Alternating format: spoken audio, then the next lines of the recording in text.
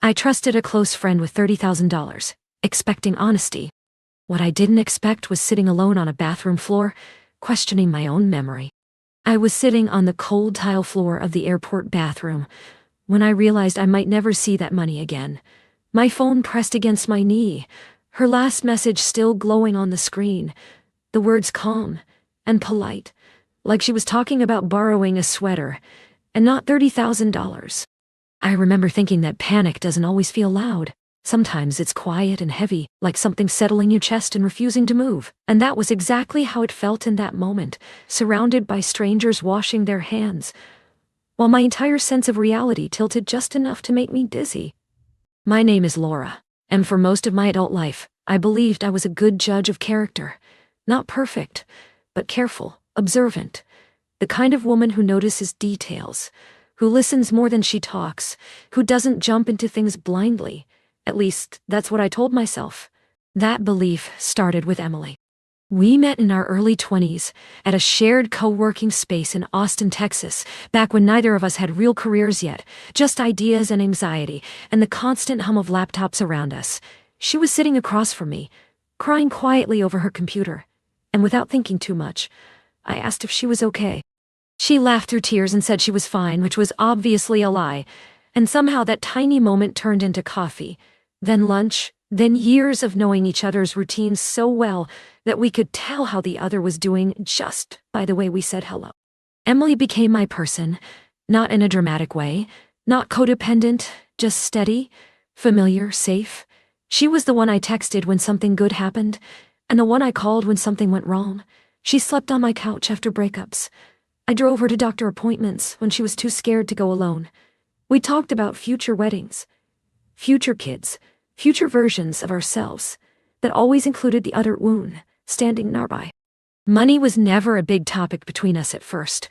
We were both scraping by, both pretending not to care, splitting checks, sending each other $5 without thinking twice. There was no tension there, no imbalance. And I think that's part of why I never saw the warning signs when things started to change. It began when Emily lost her job.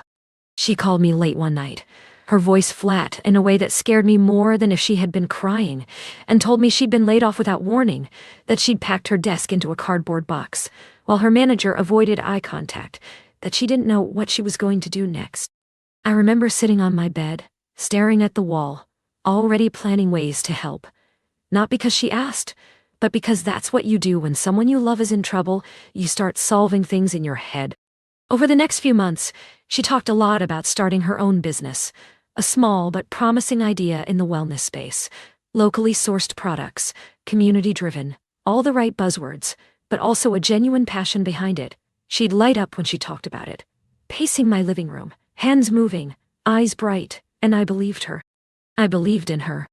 By that point, my own career had finally stabilized. I wasn't rich, but I was comfortable. I had savings, a cushion I was proud of building on my own. And when Emily started talking about needing startup capital, about how banks wouldn't take her seriously, about how she just needed someone to believe in her, I felt something shift inside me. I didn't offer immediately. I want that to be clear, because part of me still clings to the idea that I was careful, that I asked questions, that I wasn't reckless. We talked numbers, timelines, expectations.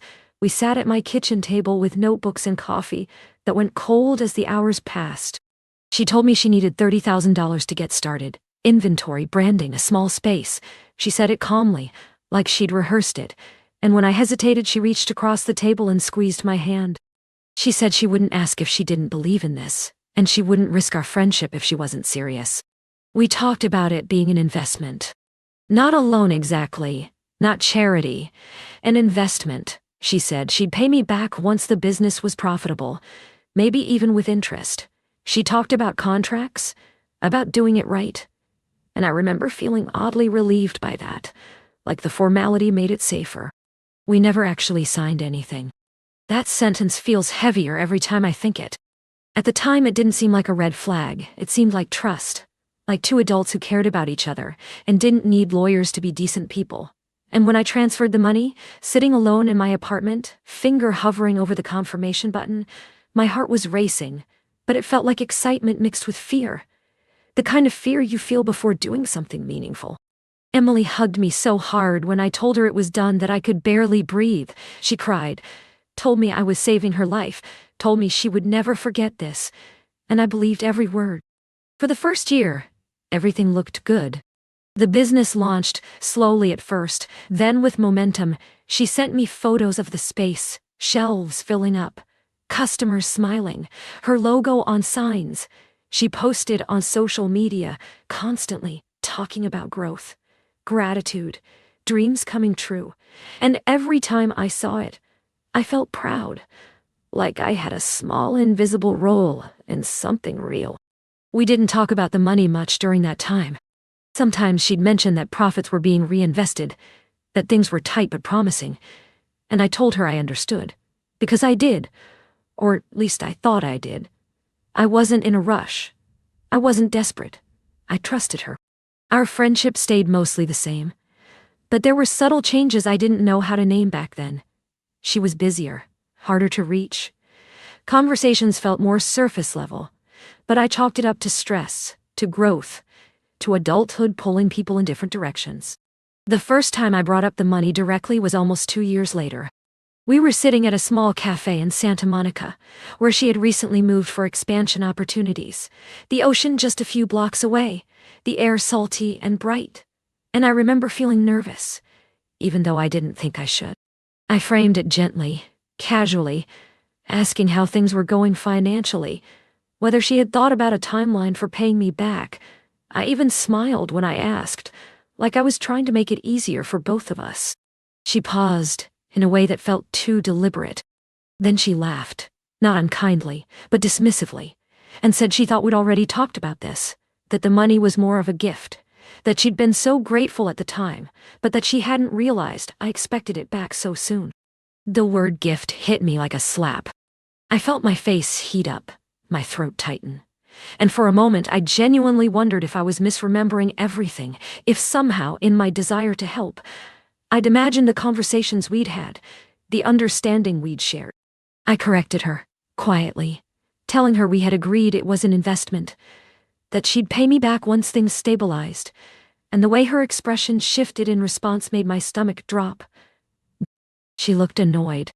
Not confused, not apologetic, annoyed, like I'd brought up something inconvenient, and she told me she didn't remember it that way, that maybe I had misunderstood her intentions, that she was under a lot of pressure and couldn't deal with this right now.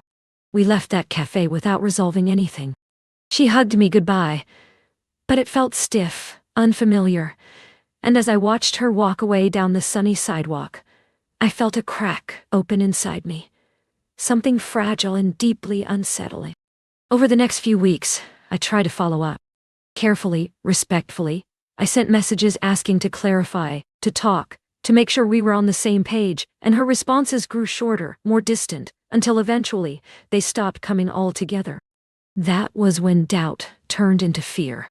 I went back through old messages, emails, searching for proof, for something concrete, and there were hints, phrases about investing, about paying back, but nothing explicit enough to feel safe, nothing I could hold up and say, here, this is what we agreed to.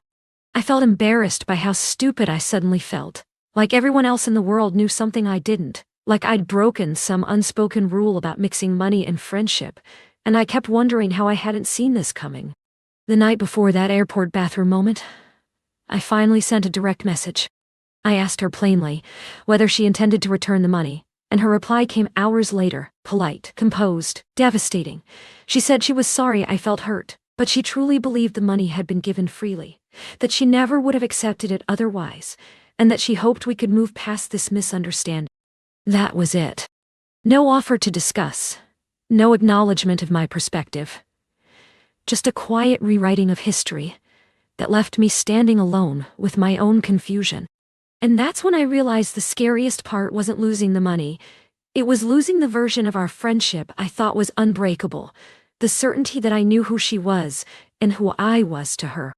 I sat on that bathroom floor, staring at my reflection in the mirror, wondering how trust dissolved so completely without making a sound, and whether the truth even mattered anymore, if the person you shared it with no longer recognized it? After that message, something inside me shut down.